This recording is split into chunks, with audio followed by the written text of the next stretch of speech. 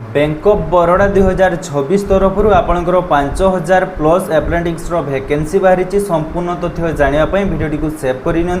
हुए तो पर भूली जापारती। तो प्रथम जानतु एप्रेंटिक्स आपण मैंने करेंगे कहीं देखो जदि आपने एप्रेंटिक्स करूँ स्वतंत्र आपंकर मासिकिया स्टाइपेंड रही आपड़ी बैंक ऑफ बरोडार एप्रेंटिक्स करूँ मासक 15,000 टଙ୍କା आपंकर स्टाइपेंड रहा सहित